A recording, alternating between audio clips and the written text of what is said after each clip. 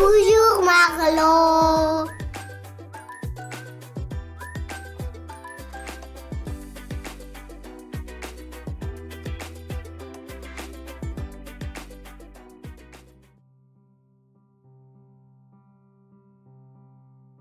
Aujourd'hui, nous rencontrons Magellan, un grand curieux, un aventurier, un explorateur.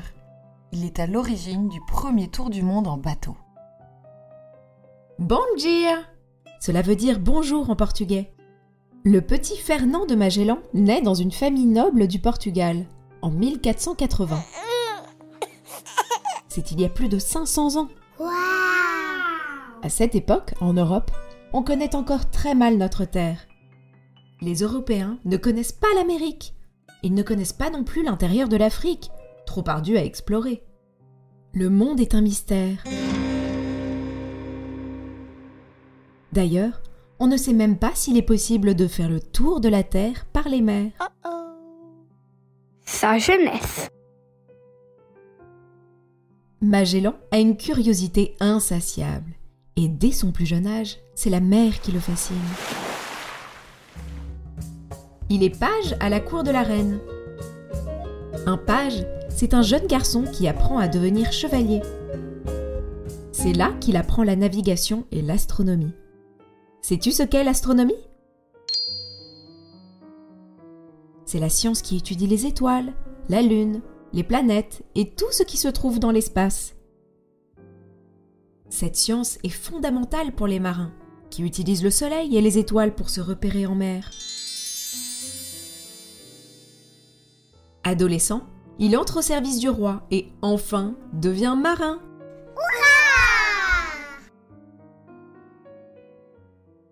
Ses premières courageuses explorations. Magellan fait partie d'une expédition vers les Indes, pour la ville portuaire de Malacca. À l'époque, le commerce des Indes fait rage et les Portugais veulent en prendre le contrôle. Or, le sultan de Malacca apprend leur arrivée imminente. Il entend que les Portugais sont sans merci et n'hésitent pas à faire preuve de violence pour parvenir à leur fin. Le sultan convainc donc sa population de tendre un piège à l'équipage, dont Magellan fait partie.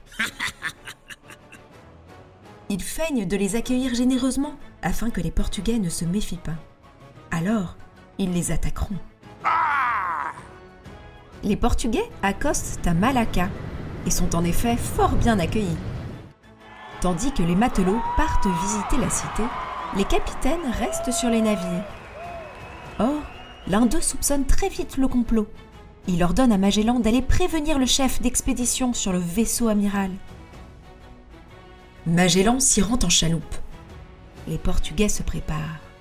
Ça y est, l'attaque des habitants de Malacca est lancée.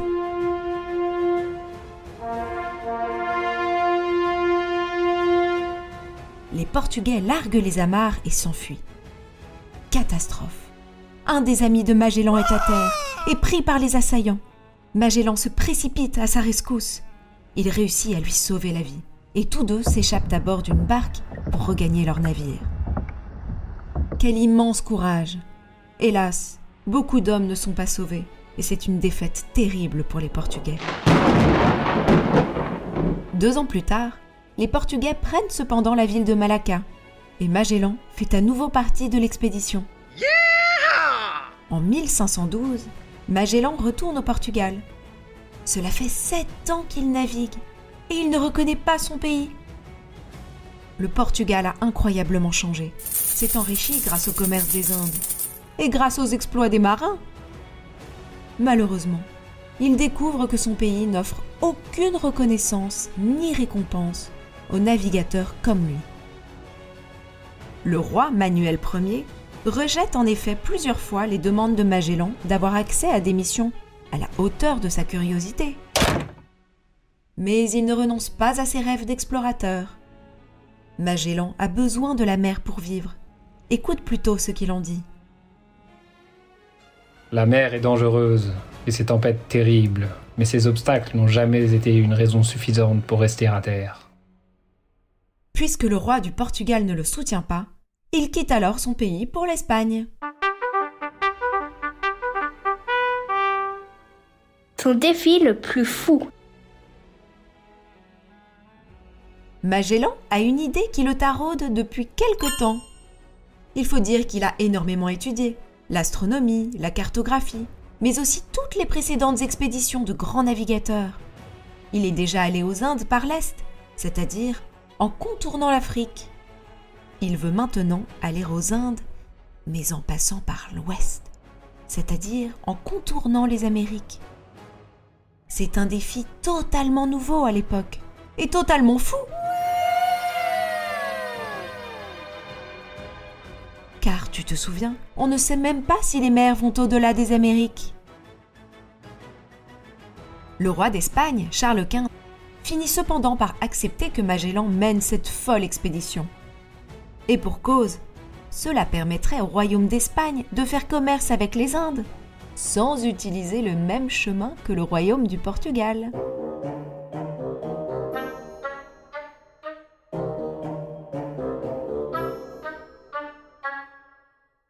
Est-ce que toi aussi tu as des rêves fous?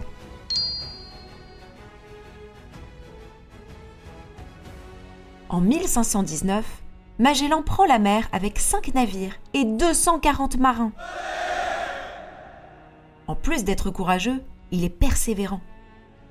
Ça y est, ils vont chercher la route des Indes par l'ouest. Tu imagines tous ces marins partant vers l'inconnu? Et toi, si tu partais découvrir le monde, où choisirais-tu d'aller? Son voyage et ses épreuves. Après plusieurs mois de navigation, les navires arrivent à hauteur de l'Argentine. Là-bas, c'est le cœur de l'hiver et les conditions sont rudes pour les marins. Magellan décide donc de trouver refuge pour l'hiver dans un estuaire abrité. Un estuaire, c'est un endroit où un fleuve rencontre la mer, protégé des vents et des grandes vagues. Plusieurs capitaines et matelots commencent alors à douter de Magellan.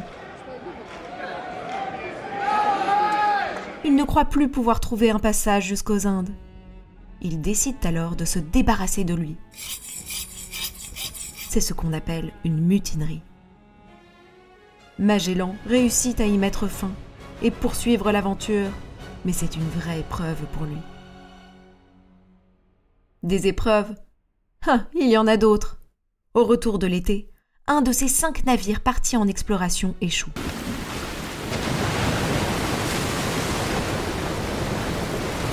Il ne lui reste alors plus que 4 navires. Les 4 navires, menés par Magellan, pensent alors avoir trouvé un passage leur permettant de dépasser l'Amérique pour continuer leur route. Un passage de mer au milieu des terres. C'est ce que l'on appelle un détroit, le fameux passage que Magellan espérait. Mais vois-tu, un aventurier doit être courageux, persévérant et patient. Quand les 4 autres navires s'engagent dans le détroit, ils ne savent pas s'ils pourront ressortir de l'autre côté. Le passage est difficile. Les eaux sont sinistres. Les falaises autour sont effrayantes.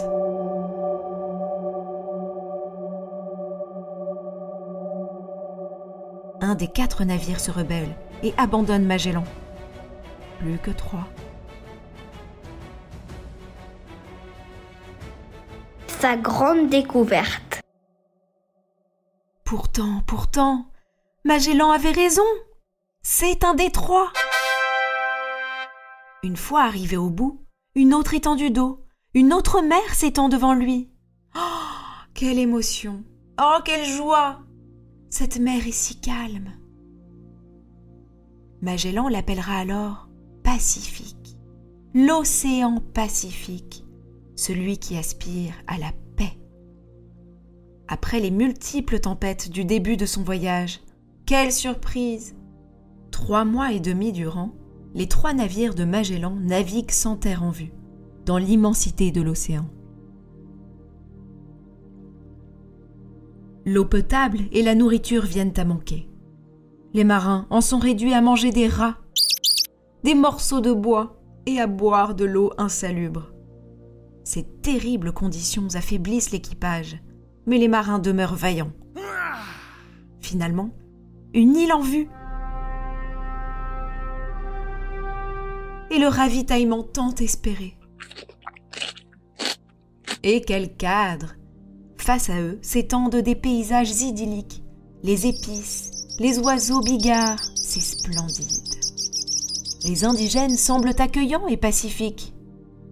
Penses-tu à un endroit que tu connais, qui t'émerveille, comme ce que Magellan et ses hommes ont ressenti en arrivant dans ces îles du Pacifique?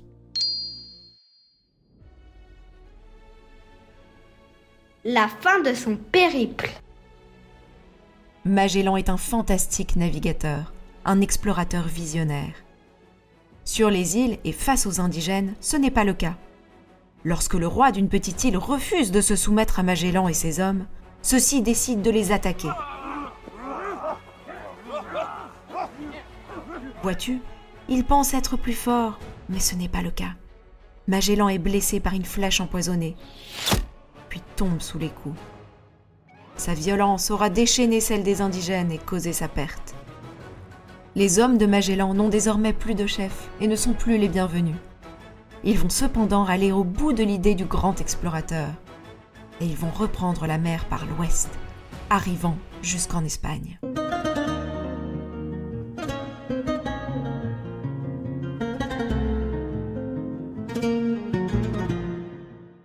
Ils effectuent ainsi le premier tour du monde à la voile. Waouh! Au retour, ils ne sont cependant, hélas, plus que 18 hommes. Magellan est un personnage extraordinaire, courageux, curieux, à qui nous devons beaucoup. Mais son périple a aussi compté de nombreuses erreurs, de la violence et des revers. Alors souviens-toi, comme cela a bien souvent été le cas pour Magellan, que ta curiosité soit toujours au service du bien. Et toi, quels sont les explorateurs d'aujourd'hui que tu admires?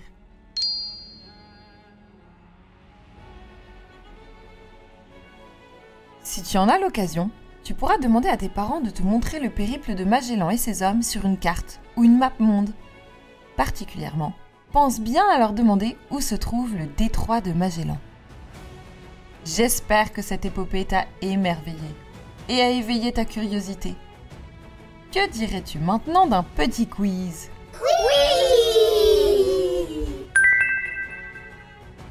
Fernand de Magellan est-il né dans le royaume du Portugal ou dans le royaume d'Espagne? Il étudie enfant la science des étoiles et des planètes. Est-ce l'astronomie ou la planétomie? Magellan et son équipage sont-ils les premiers à réaliser un tour du monde en bateau ou un tour du monde en tapis volant? Quand ils sortent du détroit de Magellan, les marins arrivent dans un immense océan tout calme. Magellan l'appellera l'océan catastrophique ou l'océan Pacifique. Magellan meurt car il est touché par une flèche empoisonnée ou par une fusée?